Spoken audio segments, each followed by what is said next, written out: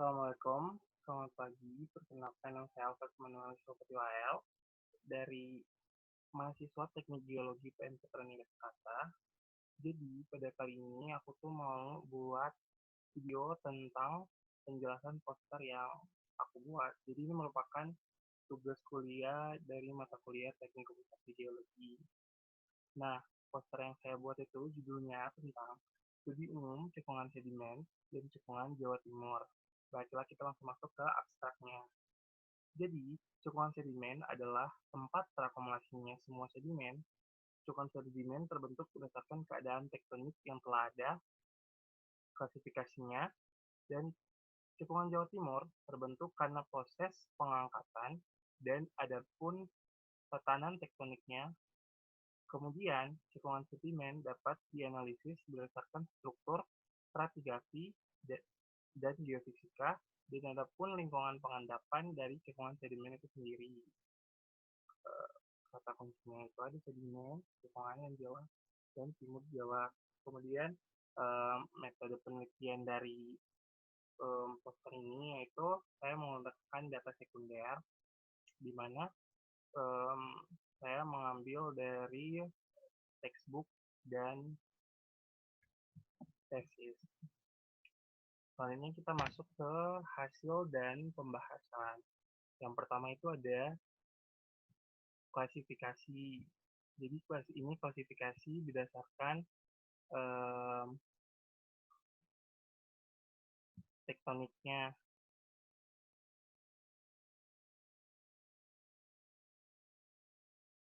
Nah, contohnya, jadi di klasifikasi ini tuh ada kategori cekungannya, kemudian ada tipe khusus cekungan, kemudian ada yang mendasari rak, kemudian ada tipe tektonik, dan karakter dari cekungannya. Contohnya itu yang pertama ada continental or interior subbasin, di mana tipe cekungan khususnya itu ada epicontinental basin, infractonic basin. Kemudian yang mendasari keraknya itu kontinental, dan tipe tektoniknya divergent, dan karakter cekungannya itu dia areanya luas dan slow subsidence. Selanjutnya kita masuk ke jenis cekungannya. Jadi ini merupakan lingkungan jenis cekungan yang didasarkan dari lingkungan pengendapan. Di sini ada continental lacustine, di mana ada glacial, ada fluvial, aeolian, lakes, dan shallow or deep, lakes yang dalam dan dangkal. Kemudian ada adjacent sea basin. Jadi ini merupakan cekungan sedimen laut yang berdekatan. Kemudian ada marine delta dan ada marine depositional area. Selanjutnya kita masuk ke cekungan Jawa Timur. Jadi cekungan Jawa Timur secara geologi terbentuk karena proses pengangkatan dan ketidakselarasan serta proses-proses lain seperti penurunan muka air laut dan pergerakan lempeng tektonik. Tahap awal pembentukan cekungan tersebut ditandai dengan adanya halcarbon yang dipengaruhi oleh struktur yang terbentuk sebelumnya. Nah, ini merupakan peta lokasi dari cekungan Jawa Timur itu sendiri. Jadi yang warna-warna ini ada hijau, ada merah. Ini merupakan fluida hidrokarbon, yaitu oil dan gas. Nah, selanjutnya kita masuk ke analisis cekungan. Jadi, cekungan sedimen itu sendiri dapat dianalisis. Nah, analisis cekungan sendiri itu ada 6. Yang pertama itu ada struktur analisis, di mana dilihat dari setting tektoniknya dan deformasi pada saat pengendapan. Kemudian ada sedimentologi analisis, di mana dilihat dari sumber sedimennya dan lingkungan pengendapannya. Kemudian ada geohistory analisis, dilihat dari subsiden historinya. Kemudian ada thermal history, dilihat dari burial history atau sejarah penimbunan. Kemudian ada geophysical data geophysical data, yaitu data geofisika yang diambil itu dari basin struktur atau struktur cekungannya. Kemudian thickness of substation.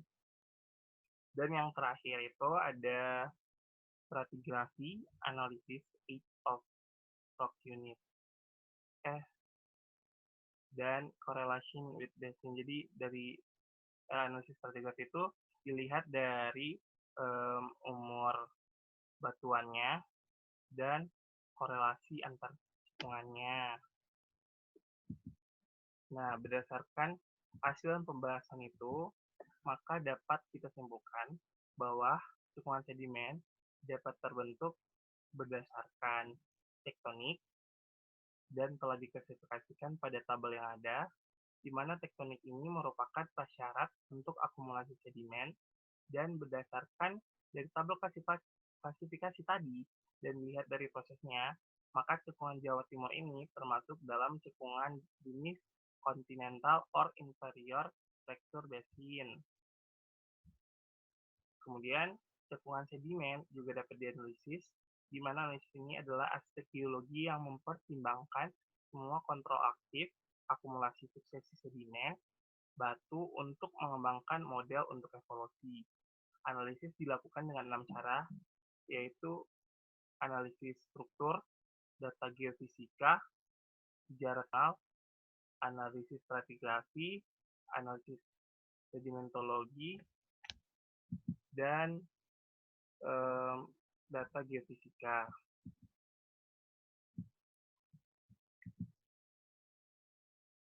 Dan ini merupakan daftar pusaka yang saya acu, ada 3. Nah, sekian dari penjelasan saya tentang poster saya. Terima kasih atas perhatiannya. Assalamualaikum warahmatullahi wabarakatuh.